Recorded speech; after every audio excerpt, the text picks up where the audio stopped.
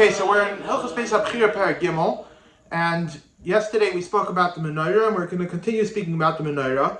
Yesterday we spoke about the shape of the branches of the Menorah, and it was based on a Sicha, and we're going to continue speaking about that same Sicha, which speaks about also the Gvim of the Menorah, the cups, were facing down. And the Rambam starts off, Menorah b'fureshes tzuras haBatorah, which means that the Menorah is the only kli in the Beis Hamikdash which the Torah explains its design. Every kli in the Beis Hamikdash, it describes how it looks, its shape. But the Menorah is the only kli that the Torah describes its design. And the Torah describes that the Menorah had three types of designs. It had Gvim, Kaftorim, and Prachim. Gvim are like cups. Of course, all these are part of the Menorah. Kaftorim are some type of circular design, like a ball, like an egg. And Prachim are flower designs. And there's a Brisa brought in the Gemara where it goes through the height of the Menorah and it describes exactly where each of these designs were. So it says like this. It says the bottom 3 tvachim of the Menorah were the base of the Menorah. Then there was 2 tvachim which were empty. It was just a kana, just a pole. Then there was a tefach which had a gvia, a kaftar, and a perek. Then there was 2 tvachim which were empty, just a kana. Then there was a tefach which had a kaftar, a tefach which was empty, a tefach which had a kaftar, a tefach which was empty, a tefach which had a kaftar, 2 tvachim which were empty, and then 3 tvachim in which there was a perek, a kaftar, and 3 gvim. All that together equals 18 tvachim. So the height of the Menorah was 18 tvachim, which is 3 amas. Now, just to make this clear, before we move on, the word Menorah in Lashon HaKodesh, there's 2 things. There's a ner and a Menorah. A Menorah means a base for a ner. A ner is some type of cup or something like that, which holds a wick and oil so that there can be a fire. And the Menorah is the base on which that cup sits. In the Beis Hamikdash, the ner was attached, at least it's actually machlokes in the Gemara, but the way the Rambam paskins, the ner was attached to the Menorah. So when we say that the Menorah was 18 tvachim high, it means up until the neres. The neres were higher than 18 tvachim. So that's just for clarification. So now, there's a little problem over here with this whole description. Why? Because you have in one tefach you have a gvia, kaftar, and a perek. The 6th tefach from going from bottom up, the 6th tefach on the height of the Menorah is one tefach, and in that tefach there's a gvia, kaftar, and a perek. And then you have other places where you have one tefach which has just a kaftar. The kaftarim where the branches stuck out from, there was one tefach which had just a kaftar. And then, you had in the top of the Menorah, you had 3 tvachim which had a kaftar, a perek, and 3 gvim.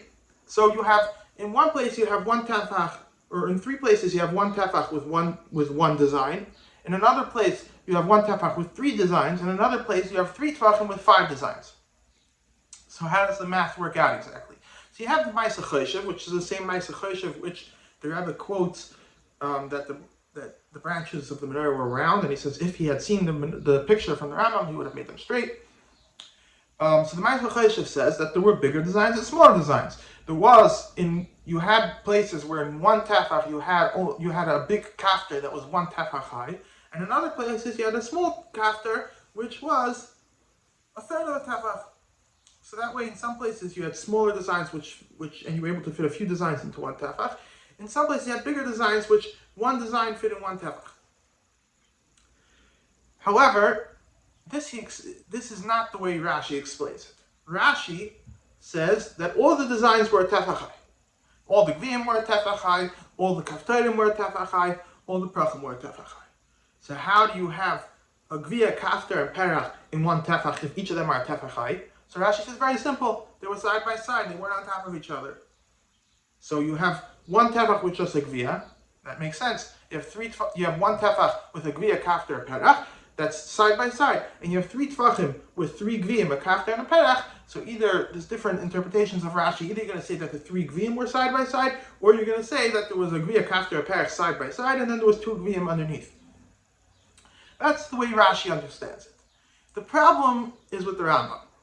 The Rambam, there's the famous picture that the Rambam made, where the Rambam draws the gviyim, kaftorim, and perachim one on top of the other. Now, you could seemingly say that the Rambam is saying, like the Ma'aser Choshev, that they in one place they were smaller and in one place they were bigger. But if you look in the words of the Rambam in Perek Shabbat, it's very clear. The Rambam says that all the gviyim were the same size, and all the kaftorim were the same size, and all the perachim were the same size. So if in one place a kafter took up 1 tefach, that means in the same tefach where there was a gviya, kafter, and perek, the kafter took up a tefach.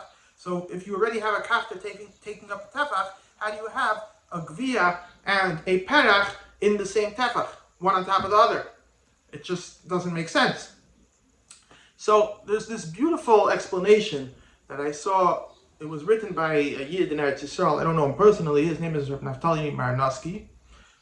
And he wrote in the Kurtzim many years ago. And he explained this based on what the Rebbe pointed out from the picture of the Rambam, that the gviyim are upside down. So the Rebbe says that the Rambam had a Kabbalah for this, or he saw it in a Medrash, which we didn't. Which there are many Midrashim which the Rishonim had, which we don't have. So if the gviyim are upside down, now everything makes sense. How does it make sense?